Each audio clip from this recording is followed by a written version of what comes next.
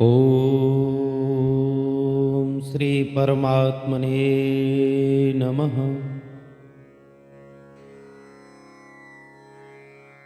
बोलिए श्री सद्गुरुदेवाय नमः। ओम नारायणं नमस्कृत्य नरं चैव नरोत्तमं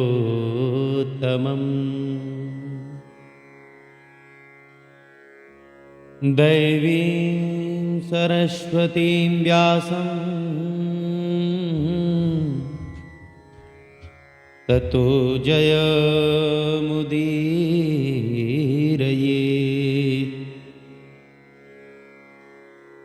कृष्णाय वासुदेवाय हरये परमात्मने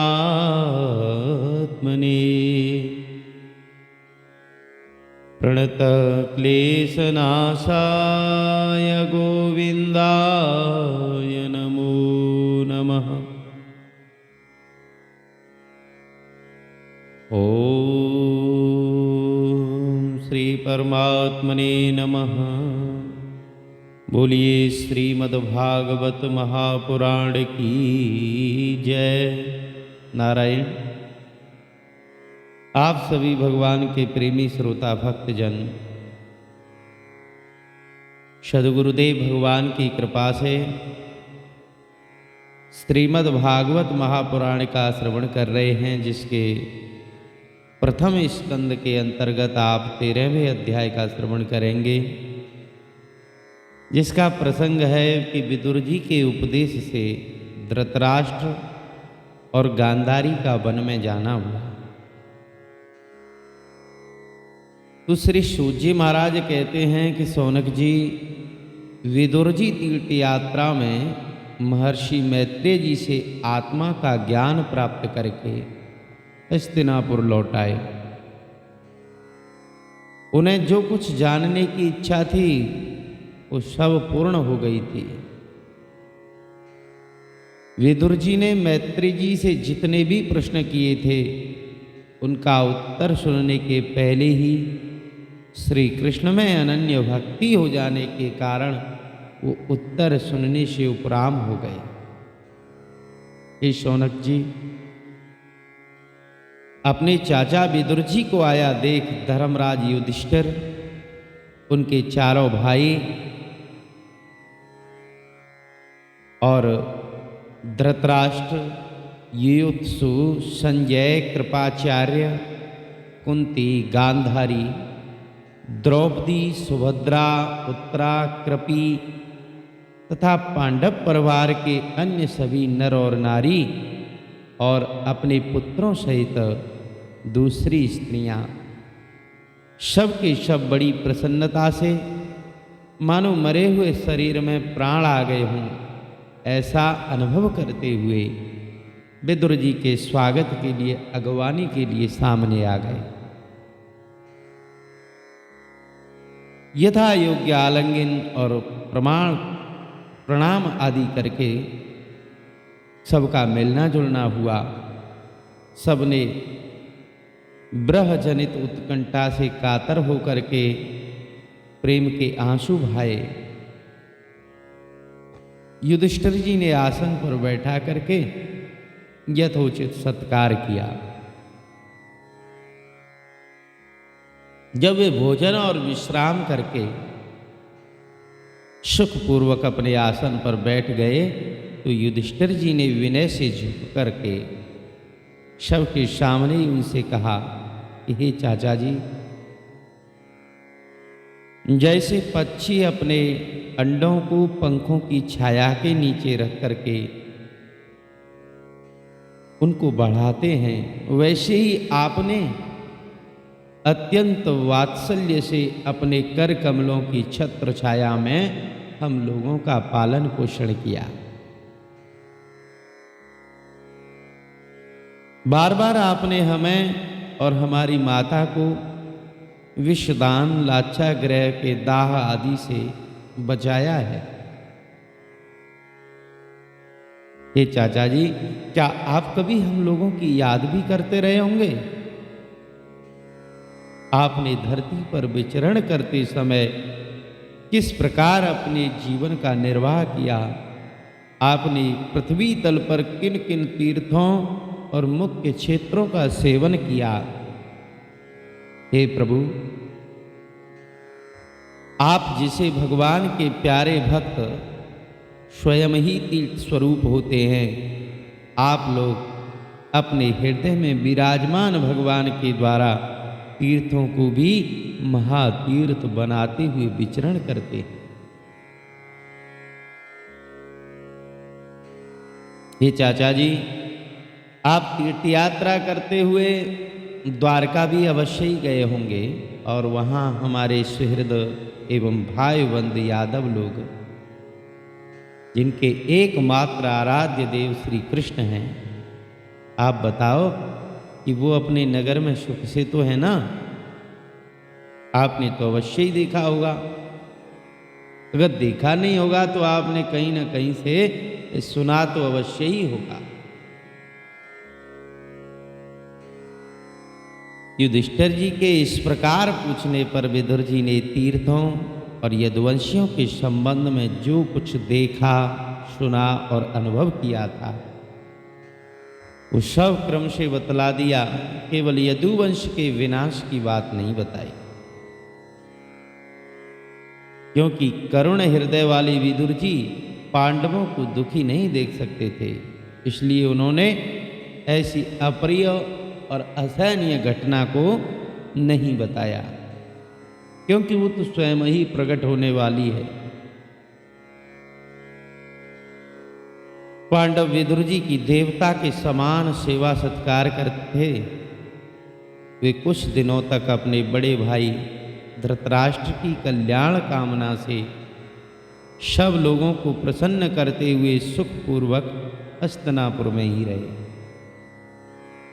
विदुर जी तो साक्षात धर्मराज थे, जो मांडव्य ऋषि के शाप से 100 वर्ष के लिए शूद्र बन गए थे, दासी पुत्र बन करके आए। और इतने दिनों तक यमराज के पद पर अर्यमा नाम के जो पितर थे, उनको यमराज का कार्यभार दिया गया। तो राज्य प्राप्त हो जाने पर अपने लोकपालों जैसे भाइयों के साथ राजा युधिष्ठिर वंशधर परीक्षित को देख करके अपनी अतुल संपत्ति से आनंदित रहने लगे। इस प्रकार पांडव गृहस्थ के काम धंधों में रम गए और उन्हीं के पीछे एक प्रकार से ये बात भूल गए कि अनजान में ही हमारा जीवन मृत्यु की ओर जा रहा है। अब देखते देखते उनके सामने वो समय भी आ पहुंचा जिसे कोई टाल नहीं सकता। परंतु विदुर जी ने काल की गति जानकर अपने बड़े भाई धृतराष्ट्र से कहा कि महाराज देखिए, अब तो बड़ा भयंकर समय आ गया है, इसलिए झटपट यहां से निकल लीजिए। अरे हम सब लोगों के सिर पर वो सर्वसमर्थ काल मंडराने लगा है, इसके टालने का कोई भी उपाय नहीं है। काल के वश होकर जीव का अपने प्रियतम प्राणों से भी बात की बात में वियोग हो जाता है, तो फिर धन जन आदि दूसरी वस्तुओं की बात ही क्या है। आपके चाचा, ताऊ, भाई, सगे संबंधी और पुत्र सभी तो मारे गए। आपकी उम्र भी ढल चुकी है, शरीर बुढ़ापे का शिकार हो गया है और आप अभी तक इसी घर में पड़े हुए हो। ओहो, इस प्राणी को जीवित रहने की कितनी प्रबल इच्छा है। इसी के कारण तो आप भीम का दिया हुआ टुकड़ा खाकर कुत्ते के ऐसा जीवन व्यतीत कर रहे हो। जिनको आपने आग में जलवाने की चेष्टा की, जहर देकर के मार डालना चाहा, भरी सभा में जिनकी विवाहिता पत्नी को अपमानित किया गया, जिनकी भूमि और धन छीन लिया गया, उन्हीं के अन्न से पले हुए प्राणों को रखने में क्या गौरव है। हे भ्राताश्री, आपके अज्ञान की हद हो गई। अब भी आप जीवन जीना चाहते हो, परंतु आपके चाहने मात्र से क्या होगा। पुराने वस्त्र की तरह बुढ़ापे से गला हुआ आपका शरीर आपके न चाहने पर भी छीण हुआ जा रहा है।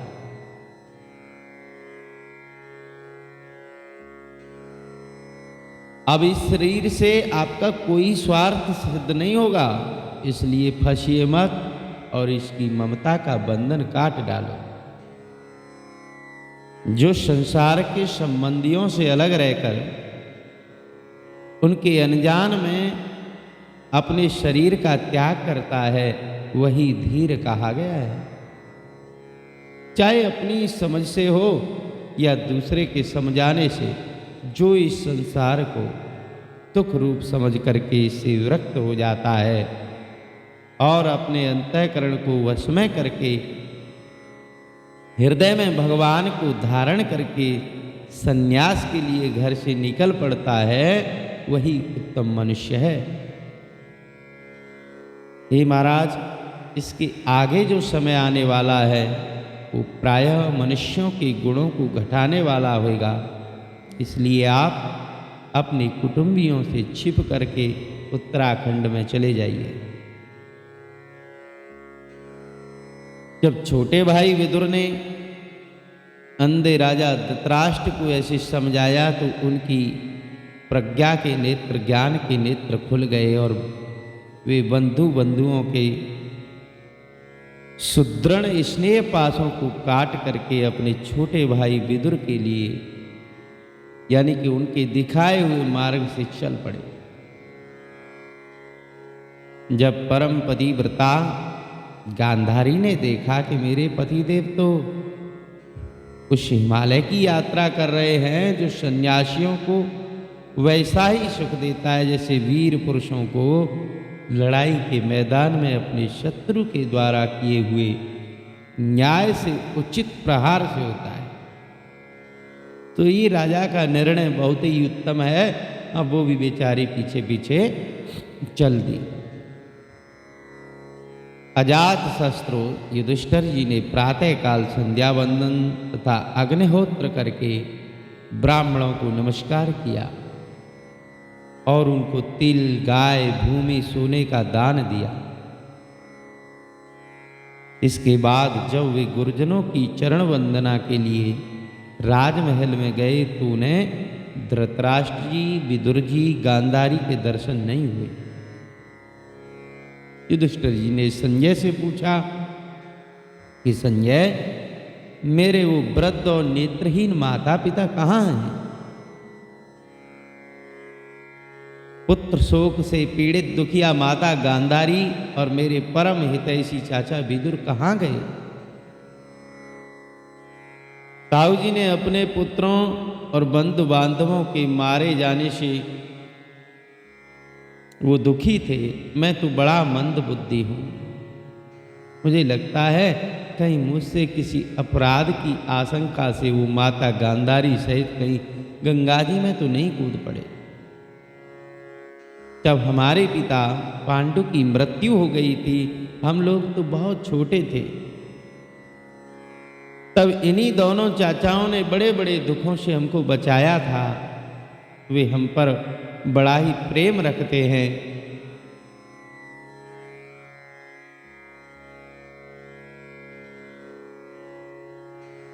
इसलिए वो कहाँ चले गए? सूची महाराज कहते हैं कि हे सौनक जी, संजय अपने स्वामी धृतराष्ट्र को पाकर बड़े प्रसन्न रहते थे, लेकिन आज जब उनके स्वामी नहीं हैं तो बड़े दुखी हैं वो।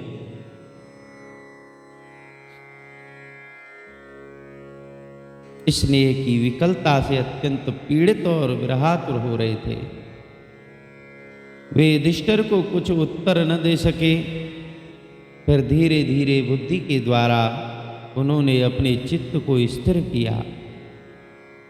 हाथों से आंखों के आंसू पोंछे और अपने स्वामी धृतराष्ट्र के चरणों का स्मरण करते हुए युधिष्ठिर से कहा कि हे कुरुनंदन, मुझे आपके दोनों चाचा और गांधारी के संकल्प का कुछ भी पता नहीं है। अरे मुझे तो उन महात्माओं ने ठग लिया। संजय इस प्रकार कह ही रहे थे कि तुम्बरु के साथ देवर्षि नारद जी वहां पधारे, तो सभी ने उठ करके उनको प्रणाम किया। युधिष्ठिर जी ने कहा कि भगवान, मुझे अपने दोनों चाचाओं का पता नहीं चल पा रहा है, न जाने वो कहाँ हैं। हे भगवान, अपार समुद्र में कर्णधार के समान आप ही हमारे पारदर्शक हैं, आप बतावें। देवर्षि नारद जी ने कहा, हे धर्मराज, तुम किसी के लिए शोक मत करो, क्योंकि ये सारा जगत ईश्वर के वश में है। सारे लोग लोकपाल विवश होकर के ईश्वर की ही आज्ञा का पालन कर रहे हैं। वही एक प्राणी को दूसरे से मिलाता है और वही उन्हें अलग करता है। जैसे बैल बड़ी रस्सी से बंधे या छोटी रस्सी से बंधे अपने स्वामी का ही भार ढोते हैं, उसी प्रकार मनुष्य भी वर्ण आश्रम आदि अनेक प्रकार के नामों से वेद रूपी रस्सी में बंध करके ईश्वर की ही आज्ञा का पालन करते हैं।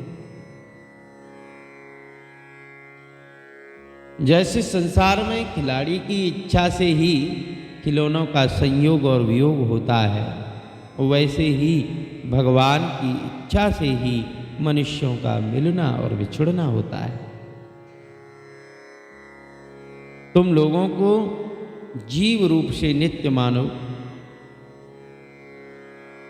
जितने भी लोग हैं ये जीव रूप से नित्य हैं, या देह रूप से अनित्य, अथवा जड़ रूप अनित्य और चेतन रूप से नित्य। शुद्ध ब्रह्म रूप में ये नित्य है या अनित्य है, कुछ भी न मानो। किसी भी अवस्था में मोहजन्य आसक्ति के अतिरिक्त वे शोक नहीं करने योग्य है। इसलिए हे धर्मराज, वो दीन दुखी चाचा चाची असहाय अवस्था में मेरे बिना कैसे रहेंगे, इस अज्ञान जन्य मन की विकलता को छोड़ दो।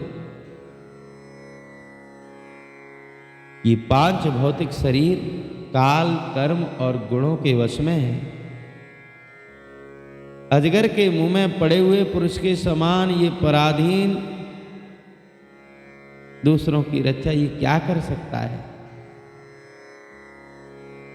हाथ बालों के बिना हाथ वाले, चार पैर वाले,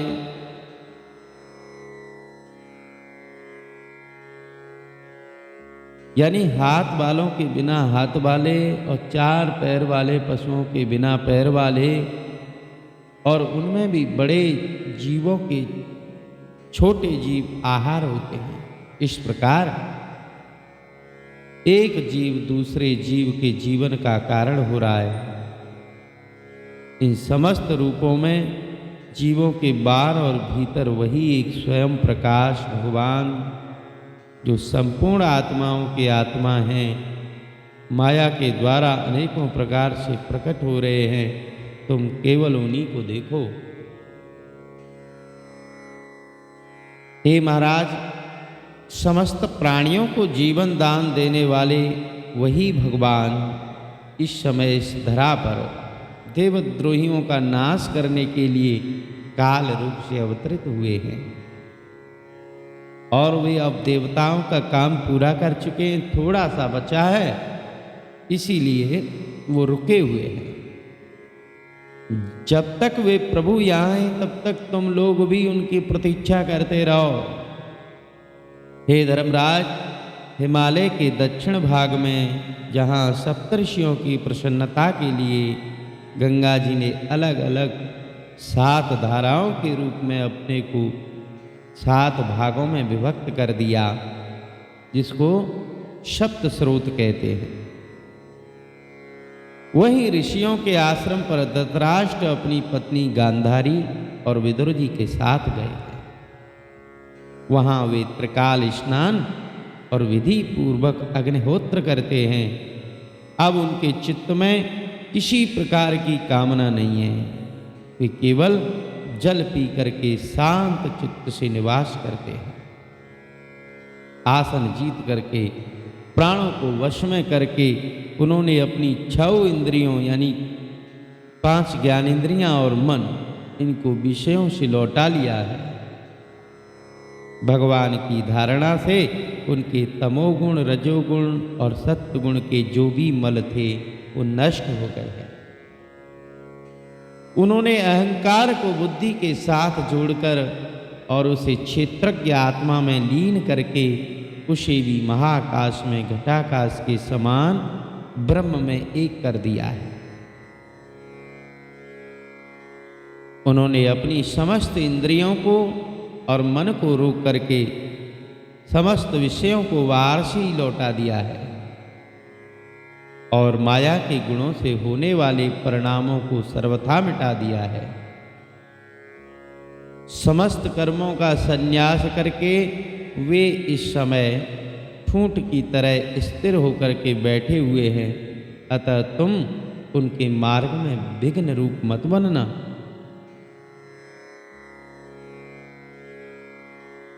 हे धर्मराज, आज से 5वें दिन वो अपने शरीर का परित्याग कर देंगे, जल करके भस्म हो जाएगा और गार्हपत्यादि अग्नियों के द्वारा पर्णकुटी के साथ अपने पति के मृतदेह को जलते देख करके बाहर खड़ी हुई साध्वी गांधारी भी पति का अनुगमन करती हुई उसी आग में प्रवेश कर जाएंगी। हे धर्मराज, विदुर जी अपने भाई का आश्चर्य में मोक्ष देख करके हर्षित भी होंगे और वियोग देख करके दुखित होते हुए वहां से तीर्थ सेवन के लिए चले जाएंगे। और देवर्षि नारद जी ऐसा कहकर के तुम्बुरु के साथ स्वर्ग के लिए चले गए और धर्मराज युधिष्ठिर ने उनके उपदेशों को अपने हृदय में धारण करके शोक को त्याग दिया। इत श्रीमद्भागवते महापुराणे पारमहंस्यां संहितायां प्रथम स्कंदे नैमिषीयोपाख्याने त्रयोदशो अध्यायः। हरि ओम तत्सत, हरि ओम तत्सत। इसी के साथ श्रीमद् भागवत जी के प्रथम स्कंद में ये 13वां अध्याय पूर्ण हुआ।